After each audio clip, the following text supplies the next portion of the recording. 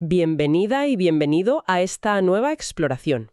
Hoy nos vamos a sumergir en un documento clave para entender el día a día del gobierno de Estados Unidos. Exactamente. Hablamos del Federal Register, el boletín oficial del Estado federal.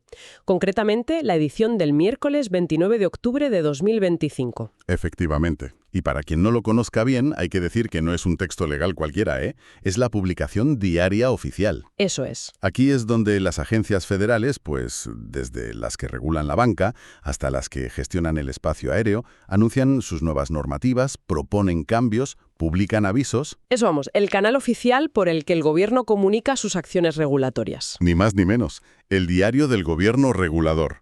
Y la edición de hoy, abarca las páginas 48.737 a 48.798 y viene cargadita.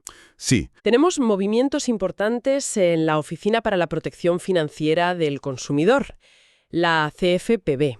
También actualizaciones técnicas de la Administración Federal de Aviación, la FAA. Y el trabajo más, digamos, rutinario, pero constante de otras como la EPA, la Oficina de Patentes, la Comisión Postal. Vamos, un mosaico de actividad. Nuestra misión hoy, entonces, será navegar un poco por todo este volumen de información. Eso es. Intentaremos extraer las claves, ¿no? Los cambios normativos que más llaman la atención, las justificaciones que dan las agencias y, sobre todo, pues qué pueden significar estas decisiones. Y parece que hoy hay un tema recurrente. Sí. Da la sensación de que la reevaluación de regulaciones y la carga administrativa que suponen va a ser un hilo conductor. Exacto. Pues si te parece, empezamos por la CFPB, la Agencia de Protección Financiera del Consumidor. Perfecto. Y parece que ha tenido un día bastante movido. Hay dos decisiones que llaman mucho la atención. Cierto. La primera es la anulación de unas enmiendas recientes a sus propias reglas internas de procedimiento. Así es.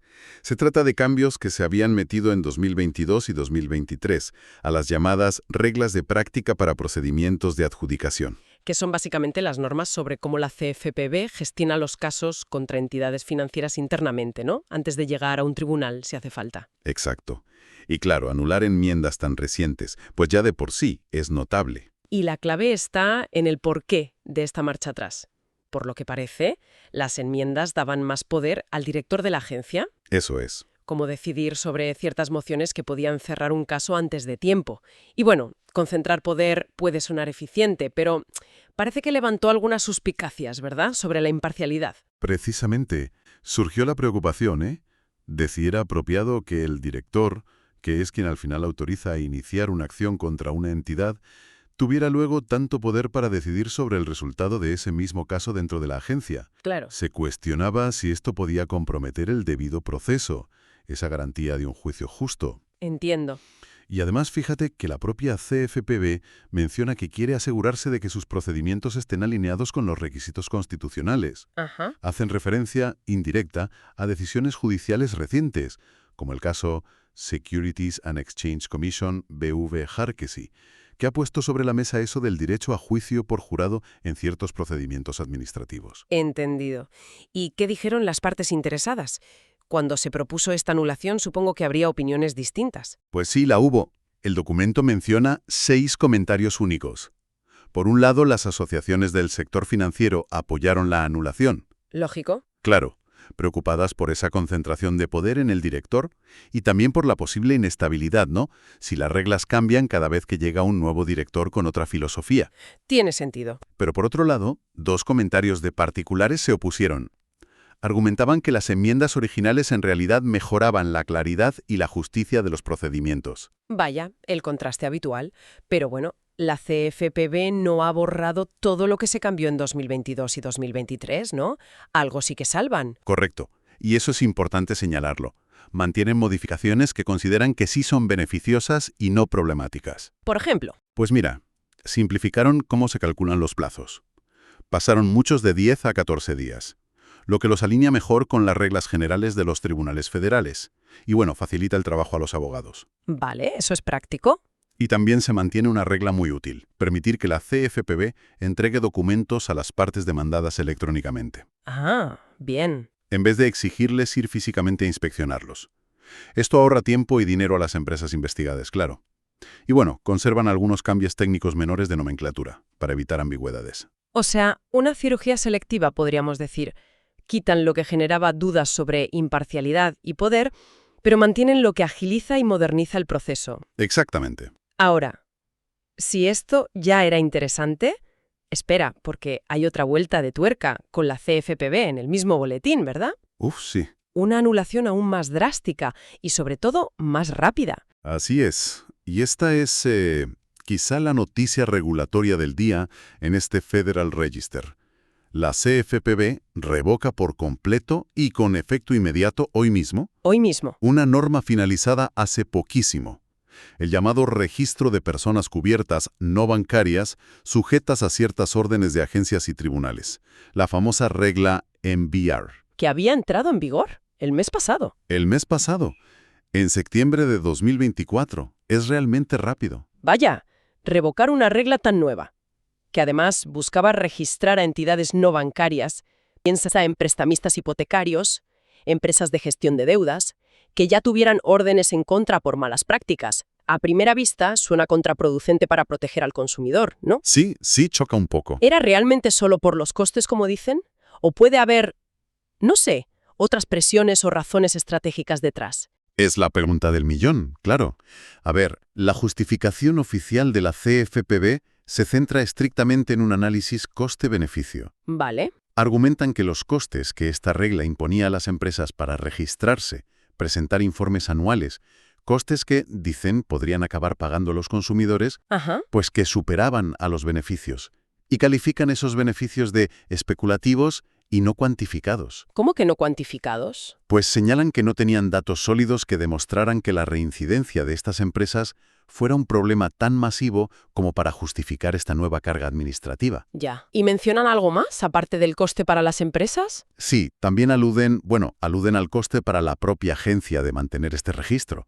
Sobre todo dicen en un contexto de posibles recortes presupuestarios. Ah, vale. Además, señalan que ya existen otros sistemas, como el NMLS, que es un registro nacional para licencias de entidades financieras, que recogen parte de esta información. O sea, que había duplicidad. Entiendo. Y mencionan también la preocupación por la posible responsabilidad legal de los ejecutivos que tenían que firmar una declaración anual asegurando que cumplían las órdenes judiciales o administrativas previas. Entonces, en resumiendo, la lectura oficial es puramente pragmática, mucho coste, poco beneficio demostrado, redundancia y carga para todos. Esa es la línea oficial. Pero claro, es inevitable pensar si esto refleja también un cambio de filosofía o quizá una respuesta a la presión del sector financiero no bancario, que imagino que no estaría muy contento con este registro. Oficialmente la GFPB insiste en el análisis coste-beneficio y en que tienen otras herramientas para supervisar a estas entidades. Pero sí, claro, una revocación tan rápida y completa de una regla que buscaba transparencia sobre incumplidores, pues inevitablemente genera debate. Sobre si la agencia está recalibrando su enfoque, quizá. Quizá priorizando menos esa supervisión preventiva, que genera cargas si el beneficio no es inmediato y tangible. Podría interpretarse como una mayor sensibilidad a las quejas del sector, o una adaptación a limitaciones de recursos, o una mezcla. ¿Quién sabe? Lo que parece claro es que vemos una CCPB haciendo una corrección de rumbo muy pública y significativa, Sí, sí. en dos áreas distintas de su actuación y el mismo día. Una reevaluación potente de sus propias iniciativas recientes. Exacto. Y este tema de la evaluación constante de las reglas y sus cargas nos sirve, de hecho, de puente perfecto para mirar a otra agencia clave presente hoy, la FAA. Cierto, la Administración Federal de Aviación. Mientras la CFPB parece centrada en revisar y deshacer regulaciones financieras recientes, ¿Sí? la FFA se dedica a esa tarea continua, casi invisible pero fundamental, de mantener actualizada la infraestructura del espacio aéreo. ¿Qué publica hoy exactamente? Pues publica dos reglas finales que modifican aspectos técnicos, pero que son vitales para la seguridad y la eficiencia de los vuelos. Vale. Se trata de ajustes a las altitudes mínimas que hay que mantener en ciertas rutas aéreas cuando se vuela por instrumentos, lo que se llama IFR, y cambios en los procedimientos estándar de aproximación a los aeropuertos, los SIAPs. Entonces estamos hablando de ajustar como las autopistas invisibles del cielo, ¿no? Exacto. Tanto las rutas generales que cruzan el país como los procedimientos específicos para aterrizar y despegar en aeropuertos concretos. ¿Y por qué estos ajustes son tan constantes? Pues porque el entorno cambia todo el rato. Se instalan nuevos equipos de navegación en tierra o en los aviones, aparecen nuevos obstáculos como edificios altos, antenas, cambian las rutas de tráfico aéreo para optimizar el flujo. Claro. Todo esto obliga a la FAA a recalcular altitudes mínimas seguras, puntos donde los aviones cambian de una radioayuda a otra, los llamados COPS, y las trayectorias precisas para las llegadas y salidas instrumentales, los SIAPs y los OODPs, que son los procedimientos de salida con obstáculos. Es un mantenimiento esencial del Sistema Nacional del Espacio Aéreo. Y supongo que afecta a muchos sitios por la lista que veíamos en el documento original. Sí, el alcance es amplio. Una de las reglas modifica rutas aéreas específicas, tanto las que usan navegación por satélite más moderna, como las rutas RNAV tipo T o Q, como las más tradicionales basadas en radiofaros Buber. Vale. Y la otra regla se centra en aeropuertos concretos, actualizando sus procedimientos de aproximación, SIAPs, y de salida, ODPs. Y la lista incluye aeropuertos de todo tipo y tamaño, desde grandes como Miami, en Florida, hasta aeródromos regionales más pequeños como Laconia Municipal en New Hampshire, pasando por sitios tan diversos como Kailua Kona en Hawái o Zanesville en Ohio. Es una muestra de la complejidad de la red. Vaya tela. Y veo que estas reglas entran en vigor muy rápido, algunas hoy mismo y otras en menos de un mes. Exacto. Y eso es típico en aviación. La información de estas reglas tiene que coincidir perfectamente con las cartas aeronáuticas que usan los pilotos y los sistemas de navegación. Claro, la seguridad es lo primero. Cualquier desfase sería un riesgo. Por eso la implementación es casi inmediata. Es un trabajo de orfebrería constante para que los mapas que usan los pilotos coincidan con la realidad cambiante en tierra y en el aire. Un trabajo ingente y continuo que a menudo pasa desapercibido. Bueno, hemos visto a la FSPB reducir carga regulatoria de forma drástica y a la FAA mantenerla e implementarla rápidamente con sus actualizaciones de seguridad. ¿Qué vemos en otras agencias que aparecen en el boletín de hoy? ¿Siguen alguna de estas líneas? Pues es interesante ver los matices. Por ejemplo, la Agencia de Protección Ambiental, la EPA, publica 2 avisos sobre recopilación de información. A ver. Uno es bastante estándar. Pide comentarios para renovar su permiso para hacer focus groups. Quieren mejorar así sus encuestas sobre temas de economía ambiental, como valorar la calidad del agua, esas cosas. Vale, lo normal. ¿Y el otro aviso de la EPA? El otro es para renovar la recogida de datos de su programa de combustibles renovables, el RFS, centrándose en los llamados biointermediarios. ¿Biointermediarios? Sí. Son productos derivados de biomasa que luego se procesan para obtener combustible renovable. Y aquí viene lo curioso, que enlaza con el tema de la carga administrativa. ¿Qué pasa? Pues que la EPA estima que la carga para las empresas será menor de lo previsto inicialmente. ¿Ah, sí? ¿Por qué? Porque resulta que menos entidades de las esperadas están utilizando estos biointermediarios. Así que es otro ejemplo, aunque por razones distintas a la CFB, de ajuste regulatorio basado en la realidad observada. Vaya, qué curioso. Menos actividad de la esperada lleva a menos carga regulatoria prevista. Tiene lógica. ¿Qué más encontramos por ahí? Buscando activamente opinión pública. ¿Sobre qué? Sobre dónde ubicar sus próximas oficinas comunitarias de divulgación. Detallan los criterios que usarán, como la actividad investigadora local, si hay un ecosistema de innovación. O sea, quieren descentralizar. Eso parece, un esfuerzo por acercar los servicios de patentes a centros de innovación regionales buscando fomentar la invención más allá de los focos tradicionales como Silicon Valley o Washington. Interesante estrategia. ¿Y del correo sabemos algo? Sí, ahí tenemos actividad por partida doble, de la Comisión Reguladora Postal, la PRC, y del propio Servicio Postal, USPS. A ver. La PRC anuncia que ha recibido solicitudes del USPS para añadir nuevos acuerdos de servicio negociado a la lista de productos competitivos. Que son, básicamente, contratos a medida con grandes clientes, ¿no? Exacto. Para servicios como paquetería urgente, Priority Mail o terrestre, Ground Advantage. Y coherentemente, el USPS publica un aviso listando varios de estos acuerdos que acaba de presentar a la PRC para su aprobación. El negocio habitual, vamos. Sí, la competencia en servicios postales, donde el USPS negocia tarifas especiales y la PRC vigila que no se abuse de posición dominante. el día a día. Entendido. Y para terminar la ronda, creo que había algo sobre trenes. Sí, la Administración Federal de Ferrocarriles, FRA, informa de una solicitud de Amtrak, la Compañía Nacional de Pasajeros. ¿Qué piden?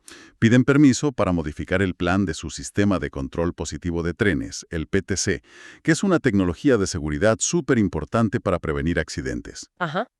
Pues Amtrak quiere poder hacer paradas programadas del sistema cada trimestre y cada 2 años, para realizar mejoras de fiabilidad en su back office. Crítico. Similar en concepto, aunque en otro ámbito, al trabajo constante de la FAA en el espacio aéreo. Muy bien, pues hemos cubierto bastante terreno, ¿eh? Desde anulaciones de reglas financieras hasta ajustes en rutas aéreas y solicitudes de mantenimiento ferroviario. Si intentamos sacar lo esencial de esta edición del Federal Register del 29 de octubre de 2025, ¿con qué nos quedamos? Yo diría que vemos dos grandes líneas, ¿no? Por un lado, esa naturaleza dinámica y a veces correctiva de la regulación. Muy clara en la CFPB hoy. Muy evidente, sí. Con esas decisiones de revocar normas recientes tras reevaluar su coste-beneficio o base legal. Muestra que el proceso regulatorio no es lineal, hay idas y vueltas. Cierto. ¿Y la segunda línea? Pues la maquinaria continua del mantenimiento regulatorio en infraestructuras críticas, lo que hace la FAA con el espacio aéreo o la FRA supervisando la seguridad ferroviaria. ¿Y la gestión cotidiana? Y la gestión cotidiana de programas y servicios por parte de agencias como la EPA, la USPTO o el USPS. Es un buen recordatorio de que detrás de los grandes titulares políticos hay todo un entramado complejo de agencias tomando decisiones técnicas, administrativas, que tienen un impacto muy real. Totalmente. Las decisiones de la CFPB afectan directamente al sector financiero no bancario y, potencialmente, a cómo se protege a los consumidores ahí. Las de la FAA son vitales para la seguridad de millones de personas que vuelan cada día. Las de la EPA inciden en políticas ambientales, energéticas. Exacto. Este boletín, aunque pueda parecer denso y técnico, es una ventana indispensable a cómo se implementan las políticas públicas en la práctica. Muestra la complejidad del aparato regulador federal y el constante equilibrio que deben buscar las agencias. Entre cumplir sus mandatos, proteger, regular, supervisar. Los costes que imponen y la efectividad real de sus acciones. Es un juego de equilibrios constante. Y como reflexión final, volviendo a esa decisión tan llamativa de la CFPB de anular la regla NBR, la del registro de entidades no bancarias con historial. Sí. Si se eliminan estas herramientas específicas de transparencia, justificándolo por el coste-beneficio, una se queda pensando, ¿qué mecanismos alternativos existen o quizá deberían crearse para vigilar eficazmente la reincidencia en ese sector? Es una pregunta clave. ¿Cómo se puede lograr ese equilibrio óptimo entre proteger a los consumidores de actores problemáticos y a la vez no ahogar con burocracia a las empresas, sobre todo en esas áreas del sistema financiero que operan fuera de la supervisión bancaria tradicional? Es una pregunta fundamental y, desde luego, sin respuesta fácil. La búsqueda de ese equilibrio es, en gran medida, la historia continua de la regulación. Y algo sobre lo que sin duda seguiremos viendo novedades. Seguramente en futuras ediciones del Federal Register.